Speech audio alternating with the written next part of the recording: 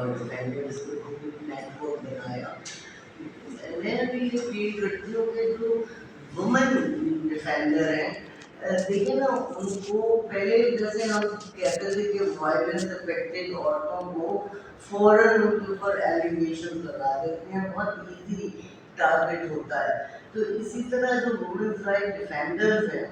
ان کے اوپر الزام تراشی کرنا, ان کو ڈیفیم کرنا,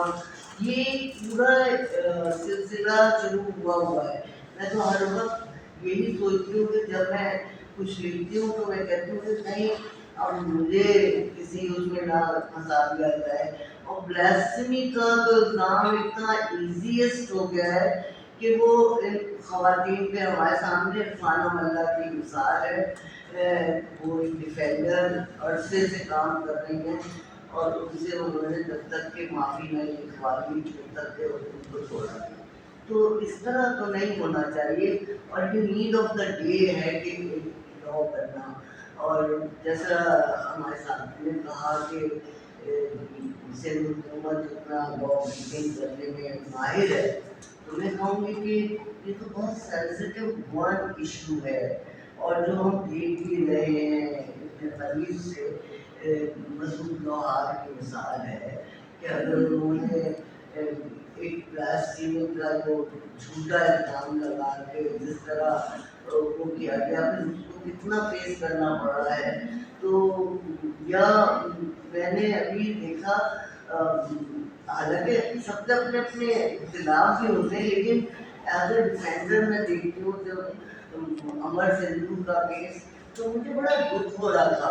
کہ اس کے اوپر ہم کوئی چیز منظم طور پہ کر ہی نہیں سکتے کیونکہ کوئی لا ہی نہیں ہے اس طرح کا جس سے کہ ریلیف دیا جا سکے ڈیفینڈرس کو. تو ہم یہ سمجھتے ہیں کہ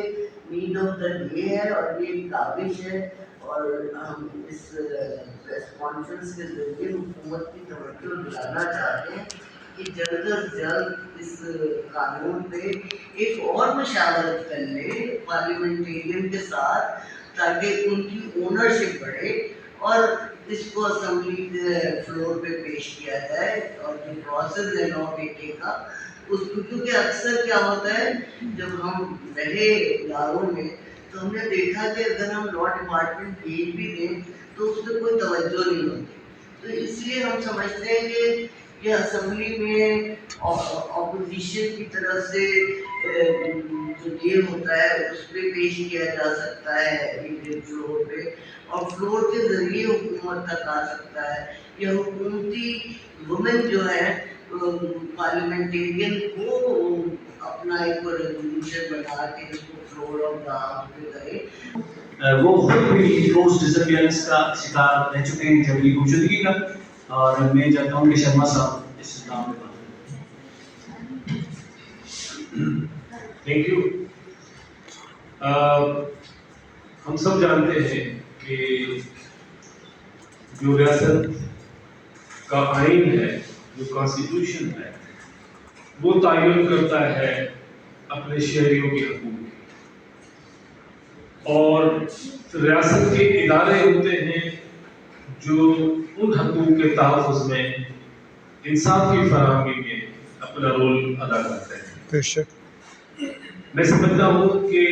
جو ہیومن رائٹس ڈیفینڈرز ہیں وہ بنیادی طور پہ وہ کام کر رہے ہیں جو ادارے تنخواہ لینے کی بات کرتے ہیں, اور یہ والنٹیئر خود کو والنٹیئر کرتے ہیں اور اس رسک میں ڈالتے ہیں جہاں ریاست یا حکومتوں کے ادارے نہیں پہنچ پاتے. ان کا تحفظ ریاست کی اولین ذمہ داری ہے, حکومتوں کی ذمہ داری ہے, لیکن اس کے لیے کوئی ایکشن میکینزم موجود نہیں ہے. ہمارے جو کمیشنز چاہے صوبائی سطح پہ موجود ہیں چاہے وفاقی سطح پہ موجود ہیں, وہ ایک خاص فریم میں کام کرتے ہیں. ان کی اپنی لیمیٹیشنز ہیں, ان کی اپنی چیلنجز ہیں, لیکن ہم سمجھتے ہیں کہ یہ جو صحافی, وکلا, سوشل میڈیا ایکٹیوسٹ, سماجی کارکنان, یہ لوگ جو مختلف کنفلکٹ زون میں کام کرتے ہیں, وہاں جو سب سے زیادہ وکٹم ہے اس کے تحفظ کے لیے وہاں اپنی جان جوخم میں ڈالتے ہیں. اور جیسے علی صاحب نے بتایا کہ کئی ہمارے ساتھی دوست، ہمارے ایکٹیوسٹ دوست وہ ڈسپیئر بھی ہوتے ہیں، اسیسینیٹ بھی ہوتے ہیں، لیکن چونکہ اس قانون کا وہاں یہاں صوبوں میں موجودگی کا نہ ہونا میرے خیال میں اس ماحول کو اور امپاور کر رہا ہے. ان طاقتوں کو، ان سیکشنز کو جو وہاں مقامی سطح پہ بہت پاورفل لوگ ہیں، ادارے ہیں، کمیونٹیز ہیں، ہمارا پورا فیوڈل سسٹم، یہ سب امپاور ہو جاتا ہے جب ریاست اور ریاست کے ادارے یا جو سماجی کارکنان خوف میں ہوتے ہیں تو وہ جو نان اسٹیٹ ایکٹرز ہیں وہ زیادہ اسٹرانگ ہو جاتے ہیں اور ہم آسانی سے وکٹم بن جاتے ہیں. لہذا یہ جو ہم نے پرپوز کیا ہے، چونکہ 18ویں ترمیم کے بعد اب یہ صوبوں کا سبجیکٹ ہے، لہذا ہم سندھ اسمبلی سے بھی اپیل کریں گے کہ جو human rights defenders protection act 2025 ہے اس کو کنسیڈر کیا جائے. ہم مختلف اوقات میں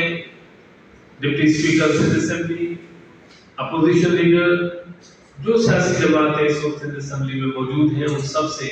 ہم نے ملاقاتیں کی ہیں، ہم نے اپنا ڈرافٹ شیئر کیا ہے. ہم نے ان سے درخواست کی کہ آپ اپنا فیڈ بیک اس میں دیں تاکہ کمپرہینسو قسم کا ڈاکیومنٹ جب ٹیبل ہو جائے تو اس کا فائدہ ہم سمجھتے ہیں کہ پاکستان پیپلز پارٹی کی جو سندھ میں حکومت ہے ان کی سندھ اسمبلی میں اکثریت ہے، تو ان کی جو ٹریک ریکارڈ ہے اس کے مطابق وہ لیجسلیشن کے معاملے میں بڑی پروگریسو ہے. انہوں نے مائنارٹیز ہوں، خواتین ہوں، مزدور حالی ہوں، بچے ہوں، ان کے تحفظ کے لیے جس قسم کے قوانین بنائے ہیں، ہم سمجھتے ہیں یہ بھی ایک ایسا سیکشن ہے، ایک ایسا فورس ہے جس کی تحفظ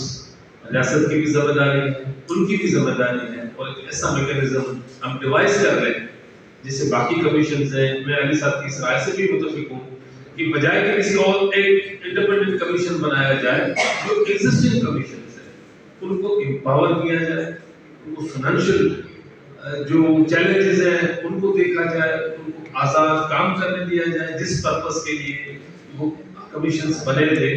انہی کے ساتھ کہیں ڈویژن بنا کے بھی اس کو انکلوڈ کیا جا سکتا ہے. تو آج آپ کی اس پریس کانفرنس اور میڈیا کے مقصد سے ہم سندھ اسمبلی میں موجود تمام جماعتوں سے درخواست کریں گے، اپیل کریں گے کہ وہ اس معاملے میں ہماری رہنمائی بھی کریں اور اس قانون کو جتنا جلدی ہم پاس کریں گے تو ہماری جو انٹرنیشنل کمٹمنٹس یو این کے اسپیشل رپورٹر کو جو چیف منسٹر سندھ نے کمٹمنٹ دی تھی، جو پریزیڈنٹ آف پاکستان نے کمٹمنٹ دی تھی، جو گورنر سندھ نے کمٹمنٹ دی تھی، ہم سمجھتے ہیں کہ اس کو امپلیمنٹ کیا جائے. ہم ڈائیلاگ بھی کرنا چاہتے ہیں، ہم چاہتے ہیں کہ اس ڈرافٹ پہ ہم بیٹھیں، کنسلٹیشنز کریں تاکہ ایک ایسا سب کو قابل قبول ایک ڈرافٹ بنے جو ہم آسانی سے پاس کر سکیں. چونکہ میرا تعلق مائنارٹی سے ہے اور میں ایک مائنارٹی ہیومن رائٹس ایکٹیوسٹ ہوں، ڈیفینڈر ہوں، اور ایک پسماندہ علاقے سے میرا تعلق ہے، لہذا میں جن چیلنجز سے گزرتا ہوں میری خواہش ہے کہ ان چیلنجز کو ریاست سمجھے، حکومتیں سمجھے، سیاسی قیادت سمجھے اور اس ڈرافٹ کو یقینی بنائے تاکہ ہمارا یہ جو ہیومن فورس ہے، یہ جو جن کے پاس کوئی ہتھیار نہیں ہے، صرف قلم ہے، حوصلہ ہے، درد دل ہے، جس کے تحت وہ اپنی جان کو رسک میں ڈالتے ہیں اور زندگیاں قربان کر رہے ہیں. تو میری مختصر سی گزارش یہی ہے کہ آپ میڈیا کے تھرو ہم چاہتے ہیں کہ اس پہ ایک ڈیبیٹ ہو، ایک پولیٹیکل ڈیبیٹ ہو، پارلیمنٹ میں ڈیبیٹ ہو اور اس کے بعد اس کو قانونی شکل دی جائے. شکریہ.